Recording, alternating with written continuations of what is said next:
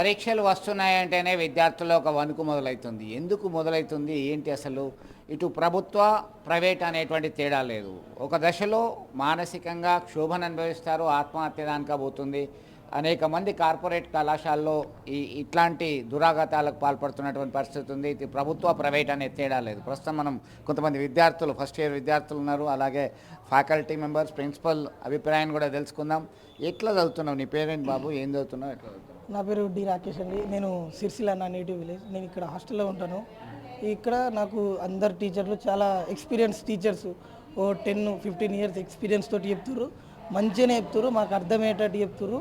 ఒకటి కాదు, ఒక క్వశ్చన్ని 10-15 సార్లు ఎక్స్పీరియన్స్ చేసుకొని ఎట్లా ప్రిపేర్ అవుతున్నాను? నేను చాలా బాగా ప్రిపేర్ అవుతున్నాను. ఇంకా ఎగ్జామ్కి 28 డేస్ ఉన్నది.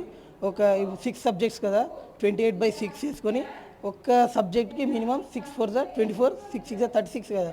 ఒక్క సబ్జెక్ట్కి మినిమం 3 డేస్ మనం చేసుకున్నాం అనుకో, పొద్దున 2 అవర్స్, రాత్రి 3 అవర్స్ చేసుకుంటే ఒక్కొక్క వెయిటేజ్ ఉన్న చాప్టర్స్, ఇప్పుడు మ్యాథ్స్ వల్ల మ్యాట్రిసెస్ కావచ్చు, ఇప్పుడు డిఫరెన్షియేట్స్ కావచ్చు, లోకస్ అండ్ కంటిన్యూటీ కావచ్చు, ఒక్కొక్క సబ్జెక్ట్కి మనం 3-4 అవర్స్ మనం రోజుకి ఇంత కేటాయించుకుంటే బట్టిగా కవర్ అవుతాయి. స్టూడెంట్స్ అనేది బాధనే లేదు అసలు. అంటే ఎందుకు భయపడుతున్నారు పిల్లగాళ్ళందరూ? అంటే ఇర్రెగ్యులర్, అంటే ఇప్పుడు స్కూల్కి కాలేజ్కి రాక అట్లా ఇర్రెగ్యులర్ అవుతుంటే బాగా భయం వేస్తుంది. నేను కాలేజ్కి పోలే కదా, ఎగ్జామ్ మళ్ళీ మా పేరెంట్స్ తిడతారు, ఇట్లా తిడతారు, మళ్ళీ నన్ను ఏమన్నా అనుకుంటారా, వాళ్ళ పేరు పోయే పని నేను చేస్తున్నాను, నేను ఎందుకు ఇన్నా ఇలా, నేను చదువుకుంటే అయిపోవనే బాధ, ఇప్పుడు స్ట్రెస్, అన్న ఏమంటాడా, ఫాదర్ ఏమంటారా అని. నువ్వు ఎట్లా ప్రిపేర్ అవుతున్నావు? నీ పేరేంటి? ఏం చదువుతున్నావు చెప్పు.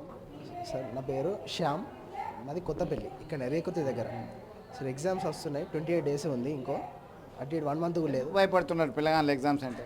ఇక భయపడడం ఎందుకంటే మా ఫ్రెండ్ చెప్పినట్టు ఇర్రెగ్యులర్గా సోషల్ మీడియా మొత్తం ఫోన్స్కి అడిక్ట్ కావడం వల్ల, బయట తిరగడం వల్ల, లేట్ నైట్స్ చాలా 12 ఫ్రెండ్స్ వల్ల బయట తిరగడం, ఇవన్నీ వల్ల అంటే ఫోన్స్కి అడిక్ట్ అయ్యి కాన్సన్ట్రేషన్ అనేది స్టడీ నుంచి వెళ్ళి వేరే పర్పస్ మీకు వెళ్ళిపోతుంది. సో దానివల్ల స్టడీ ఎట్లా ప్రిపేర్ అయినావు ఇప్పుడు?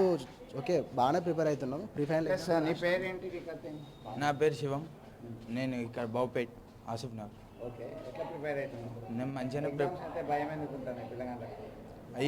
ఇది టెన్షన్ పెరుగుతుంది. ఇంట్లోనేమో చదువు అని, ఇంట్లో టార్చర్, చదువు అని, పిల్లలకు ఆడుకొని వేయడానికి ఇంకా టైం ఇయ్యరు. మీకు పిల్లలకి పేరెంట్స్ ఎవరైనా కానీ, టీచర్స్, లెక్చరర్స్ ఎవరైనా కానీ మంచి భవిష్యత్తు ఉండాలని చెప్పి చదువుమంటారు అప్పుడప్పుడు. అయితే మీరు నిరంతరం చదివితే, రెగ్యులర్గా చదివితే ఈ టెన్షన్ ఉండదు, భయం ఉండదు కదా. మీరు అది లేక పరీక్షలు అప్పుడే చదవడం వల్ల ఇట్లాంటిది వస్తుందా? అవును, ఇది అయితే నిజమే. ఇంకా పేరెంట్స్ టార్చరు, బయట ఫ్రెండ్స్తో తిరగడం వల్ల అది చదివింది ఇంకా గుర్తుకుంటలేదు. మొత్తం మొబైల్ ఫోన్స్ అటు ఇటు, ఏదైనా అంటే ఇన్స్టాగ్రాము, లేకపోతే Facebook, Snapchat, main Snapchat, Instagram, ఈ రెండిట్లలో వీళ్ళంతా బాధిక టైం స్కిల్ అవుతుంది మొత్తం. ఇప్పటికైనా ధైర్యం కదా ప్రిపేర్ అయ్యి చదువుతాం. సో మొత్తం మీద ఇది ఇక్కడ విద్యార్థుల అభిప్రాయం, విద్యార్థులు వ్యక్తం చేస్తున్నటువంటి పరిస్థితి అయితే ఉంది. ఎందుకంటే వాళ్ళు మొబైల్కి అడిక్ట్ కావడము, దానికి సంబంధించిన టైం వేస్ట్ కావడం వల్లనే ఇట్లా జరుగుతుందని చెప్పేసి అంటున్నటువంటి పరిస్థితి. మరి మనతో కళాశాల ప్రిన్సిపల్ ఉన్నారు, వారు ఏం చెప్తారు పరీక్షలకు సంబంధించి ఏంటి చూద్దాం. సత్యనారాయణ గారు ఉన్నారు.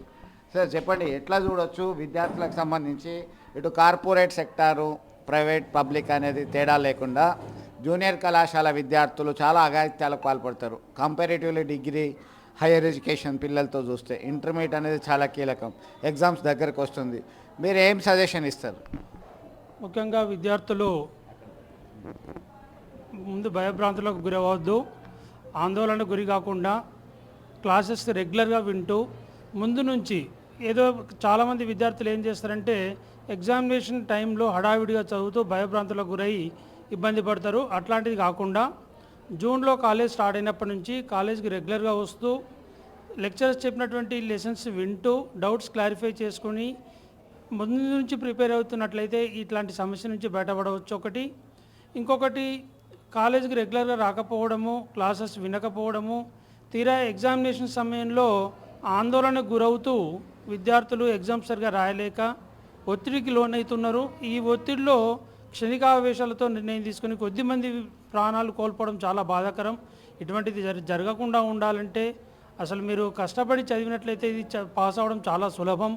మీ చేజేతుల విద్యార్థులు ఇట్లాంటి ఒత్తిడికి గురై ఇబ్బంది పడుతున్నారు కాబట్టి అట్లాంటిది కాకుండా కళాశాలకు వచ్చి లెక్చర్స్ చెప్పినటువంటి పాఠాలు విని ఎట్లాంటి ఆందోళనకు గురి కాకుండా ప్రశాంతమైనటువంటి వాతావరణంలో మీరు ఉంటూ ప్రశాంతంగా చదువుకుంటూ ఎగ్జామ్స్ రాసినట్లయితే తప్పనిసరిగా మీరు ఎగ్జామినేషన్స్లో సక్సెస్ అవుతారు.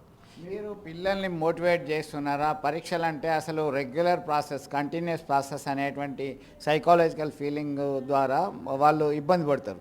అట్లాంటిది కాదు, ఇది చాలా రొటీన్ అనేటువంటి ప్రక్రియను వాళ్ళకి ఇంజెక్ట్ చేయాల్సిందే. రెండవది సైకాలజికల్ సంబంధించిన క్లాసెస్ కానీ కౌన్సిలింగ్ కానీ ఇస్తున్నారు. మేము సైకియాట్రిస్టులతోటి క్లాసులు కూడా ఇప్పిస్తున్నాము. దాదాపు ఈ సంవత్సరం ఒక 4 సార్లు క్లాసులు ఇప్పించాము.